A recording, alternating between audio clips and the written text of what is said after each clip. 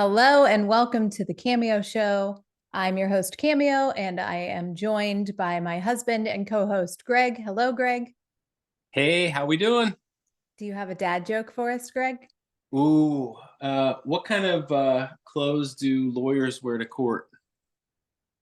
I don't know. Lawsuits. Oh, good one. I didn't I didn't know you were prepared. I thought I was going to catch you off guard today with the dad joke request, but you're ready. I got some in the chamber. All Always. right.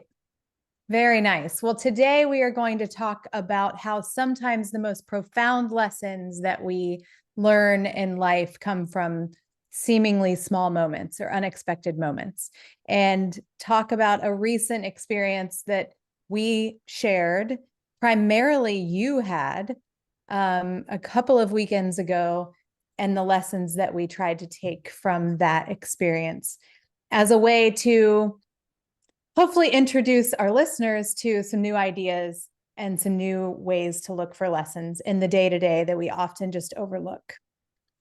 So, why don't you go ahead and set us up with the story? Let us know what happened this particular day before we get into the lessons. So this is just a normal day in dad life. You're responsible for many things, and one of them is the maintenance of the vehicles. You know, and so our daughter was like, "Hey, I think it's time for an oil change, and my tire's getting a little flat." So I'm like, all right. So took it to a local place that we've been to a few times and made an appointment for, it was like Saturday at noon. So I took it there and I thought, well, this will probably be about an hour, oil change, fix the tire, good to go. And I went there. The Buckeyes game was Bucks Michigan game. So I'm like, that's cool. That's all I can just chill and watch that. I brought my book. I brought my phone, I brought a snack. So I had my supplies to hang out for an hour and to get through it. And so I sat there for a little bit and they were like, can we come back here and take a look at this? So I went back there and the tires were in pretty bad shape. And in fact, they needed to be replaced. So I was like, oh my God, I was not prepared for that moment. So Yeah, you were thinking that she just needed like a patch job or something, yeah, right? Like there was just one tire that was kind of leaking air. yeah. So, I mean, we live in an area where there's a lot of new construction. So, having your tires patched is a pretty standard thing around here. Once a year you're in there to get a tire patch. Yeah. But and I could tell they had all the tires off because I wanted them to rotate them as well. And they were all pretty rough. And the one in particular that was really low was just like really, really bad shape. So, after the initial impact of like, oh my gosh, I'm going to have to buy new tires today, went through some pricing options. I'm like, okay, all right, let's do this. And through that conversation, I'm thinking, all right, this is probably going to be, another half hour. I don't know, what it's going to be. But I went back out again. The Buckeyes game is on. There's other like retired guys out there watching the game and just kind of chilling and hanging out and just talking shop a little bit, talking sports and stuff. Time keeps going on. Time keeps going on. People are coming in and leaving, and I was like, all right, this is taking a while. And the guy came out and we were kind of chatting it up a little bit. And we started talking about music. And he was, I had a BMG shirt on. And he was like, oh, BMG, like, the publishing company, Music. Yeah. BMG, the mortgage company. And then he started telling me about his daughter. And I was telling him about our music that we just released. And so, just, it was a very friendly environment. It just was taking longer and longer and longer. Longer and And longer and longer. Like we recorded the Bucks Michigan game because you were going to be home in an hour and we were just going to start it and catch up and finish it together. yeah, And as time kept going on, I kept looking at my phone like, what is taking so long? And like checking in, like, hey, what's up? And you were like, just shouldn't be too much longer. Shouldn't be too much longer. yeah, I'm like, okay, okay. And I was just yeah, cleaning and cooking, I think, and just kind of like hanging out. I was here by myself. Ben wasn't here. Faith wasn't here. It was just me. I had like an hour I was going to spend just doing mom things while you were doing your dad jobs. yeah. But time just kept going on and on. And I'm like, what is up? What is taking so long? And I think the feeling that I had was just as soon as I call you and say, hey, come get me, they would call us and say, hey, it's done, come back and get it. So it Yeah. was just I just didn't feel like it should take that much longer, but it just kept going on and on. I'm watching football. I'm sitting in this very comfortable, stiff chair, not, it wasn't comfortable. But Yeah. anyway, as time just went on and on and on, there was a gentleman that came in and sat beside me, and he was there for probably an hour with me. And we were like watching the game, and he was like kind of upset how long it was taking him. Yeah. But through that time, I gave him, like, we talked about our mortgage company, and he asked about that. So I gave him one of our business cards, and talking about music with the people at the shop there. And they played our music in the shop while they were working on the car on their own. Like, I thought that was pretty cool. But I just never lost my shit. I didn't get mad about it. I just kind of was very laid back and cool, and understanding that, like, this is a Saturday, they're busy, people come in and out. Even though I had an appointment, it was taking a lot longer than I could, or than it should have. Yes. So let me break that down. You had an Yeah. appointment. It's taking way longer. And when I say way, I'm talking about hours longer than you anticipated. There's a big football game on, and we don't watch a lot of football, but like the Bucks Michigan game we're from Ohio originally. It's like a holiday. Yeah. You do it, you watch that game. Right. Yeah. And you had to spend an unexpected large amount of money to buy new tires. So all of these things are stacking up, and people are coming in and out and in and out. And you're just like, what the hell? Here's lesson number one. It's not like this was premeditated or anything, but the guy basically that I was talking to for that hour, he was more upset about it than I was. Yeah. He was like, I can't believe it's taking him this long for you. And when I left, they were like, all right, Mr. Braun, it's time to go. And so I went up and paid, and he was like, wow. And I'm like, I guess this was just a lesson in patience for me today. And the look on his face was just like he was so blown away that I wasn't pissed off, that Yeah. I was just like, this was me working on my patience. Yeah. And then I was nice to him when they checked out. And when I checked out, I was nice to the gentleman that brought me the car so I could drive away. I came home a little bit frazzled because it just kind of wrecked my day, my plans for the day.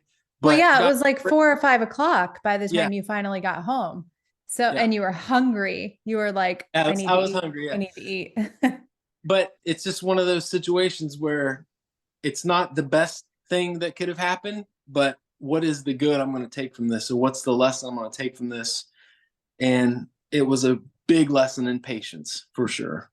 Yeah. How many times did you feel your blood pressure start to rise, or like the fire in your stomach start to like increase, where you're like, God damn, I'm ready to leave. What is taking so long, that you had to like kind of coach yourself through that moment? I would say 5 or 6 times, for real. Yeah. I would just get up and just kind of like, but it's just one of those situations where it's like everyone's doing what they can. There's really, nothing that me being upset and angry or being irrational and taking it out on anybody that's just there to do their job anyway. Like, none of that's going to help expedite what's happening. Yeah. And what were ways that you were able to like kind of keep your anger or whatever, your impatience at bay? Like what were the conversations that you were having with yourself in those moments where it was starting to like boil up a little bit? I wasn't at anyone's mercy as far as time. I could have left at any time, and I know Yeah. that. So it's not like I'm a victim at all in this whole story. At Sure. all. I could have been like, come get me. Let's, it's just, I felt like the odds were that as soon as that happened, they'd be done. And I took you out of your zone of like taking care of things around here. And to be honest with you, I was good. I had a plan for waiting. I brought my book that I was halfway done, and I coincidentally finished it while I sat there. You just got to read a little bit more than you thought you might. Yeah. I mean, so I had that time to do that. I did some stuff with social media. I talked to a total stranger, made a friend, and gave him a business card that could potentially lead to future business. So I wasn't just taking that moment and just crumpling it up and throwing it in the trash. It was an opportunity to network, to sharpen my mental saw, to do some networking through social media.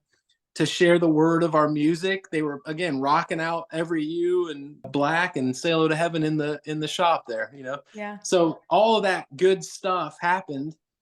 And, you know, I just had a plan to deal with waiting. And so each time you would start to feel your impatience kind of bubble up, you just reminded yourself of that. Like, I can leave at any time.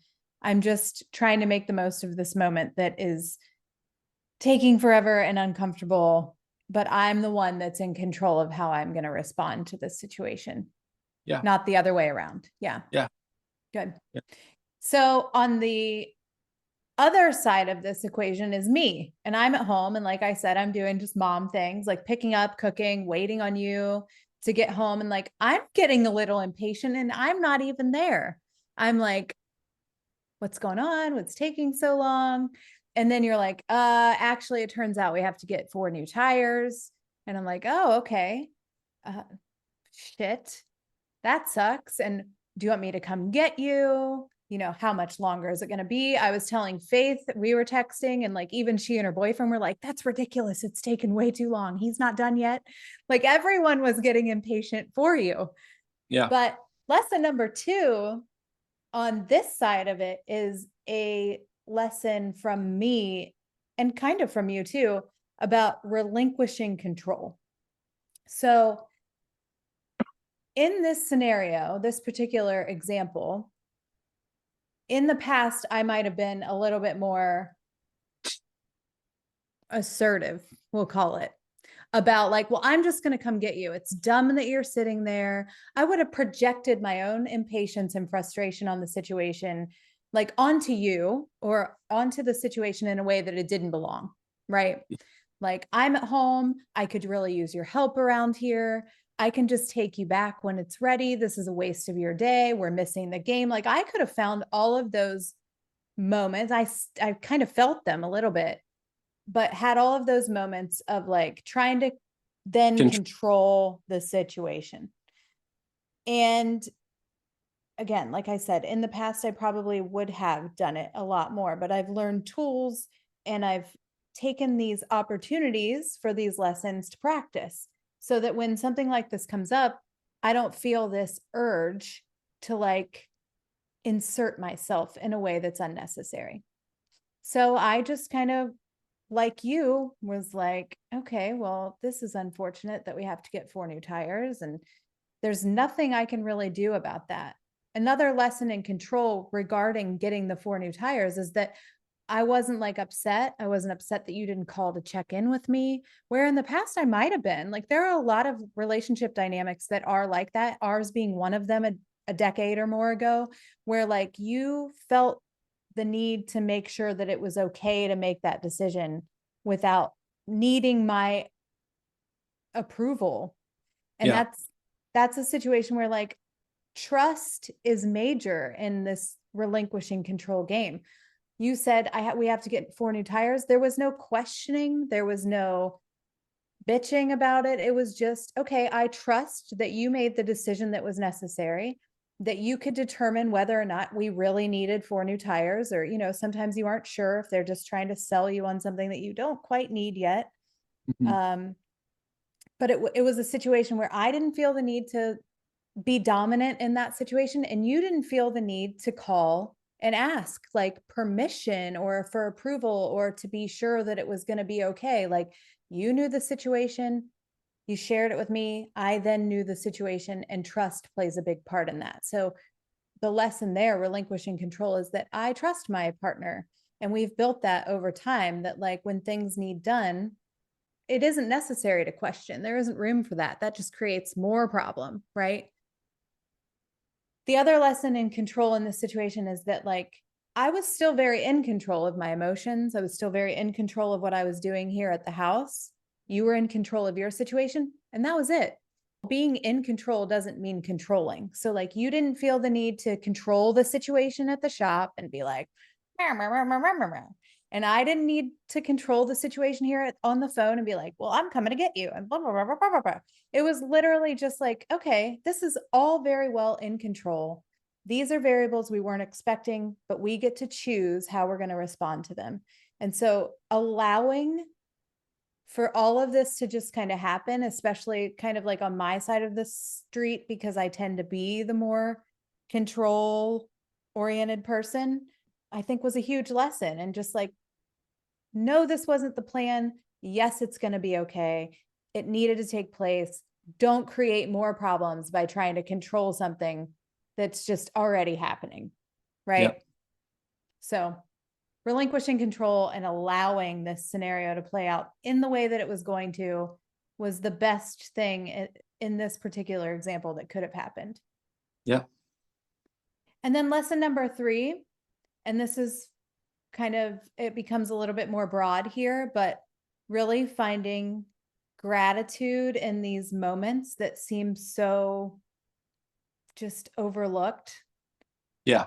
And taking an opportunity to like say, wow, I'm really grateful that we had the ability to put 4 new tires on the vehicle on a whim unexpectedly, because that hasn't always been the case either. Right. Yeah.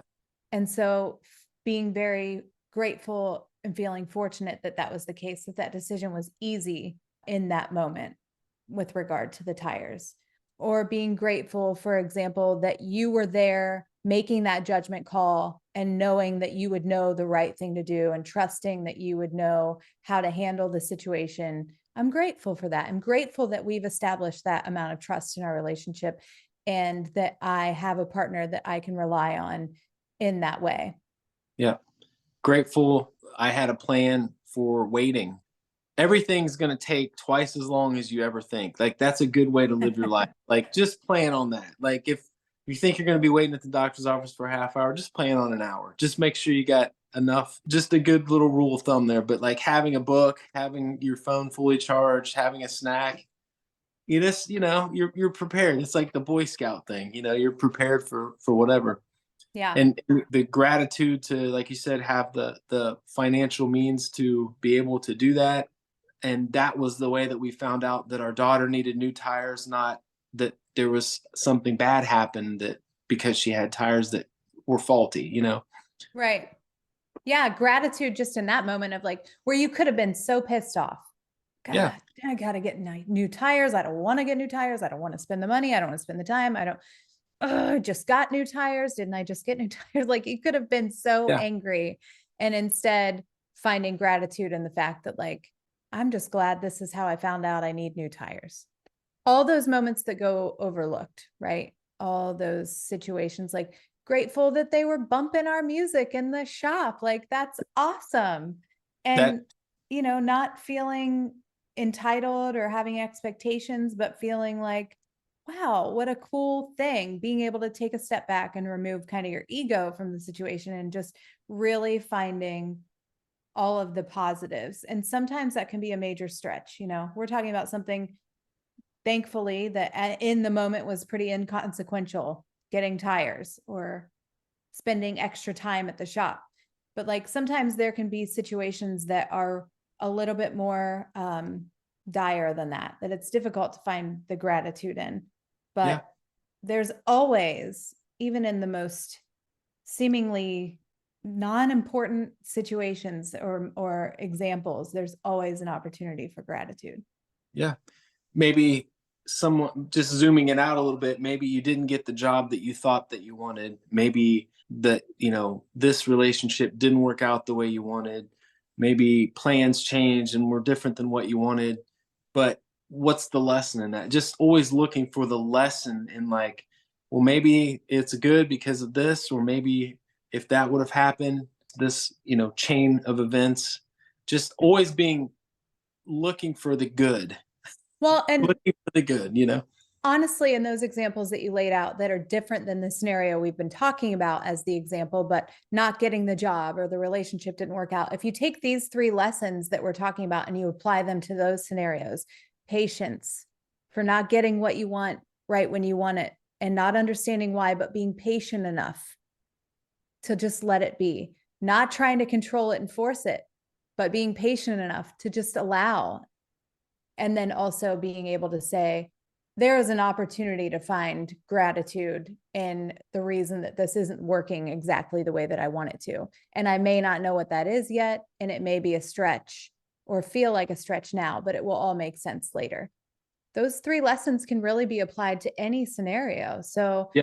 you brought those up in a really big and broad, way of thinking to encourage curiosity, and just bringing it right back home to those 3 lessons is perfect.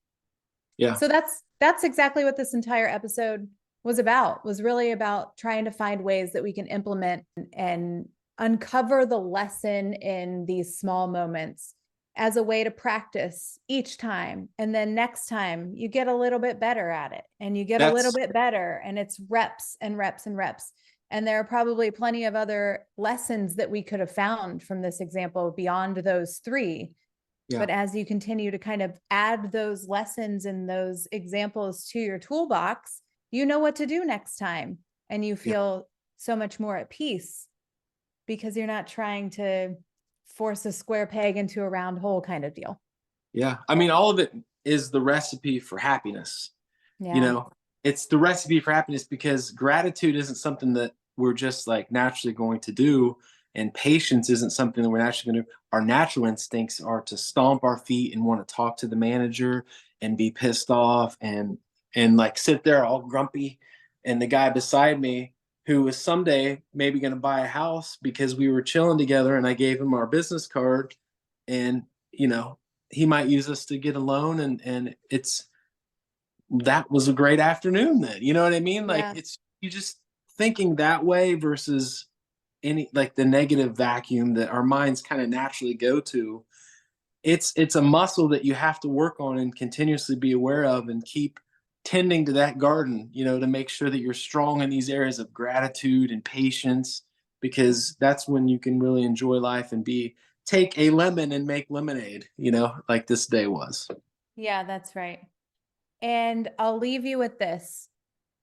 You never know who you're impacting. So you said something that stood out about the man sitting next to you, and he was more upset about it than you were, but you gave him your business card, and maybe someday.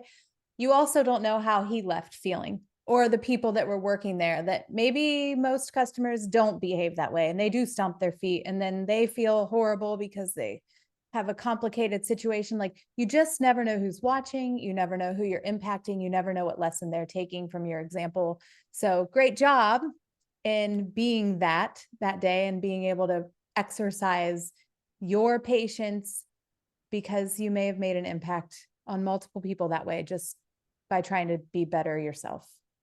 Yes. Yeah.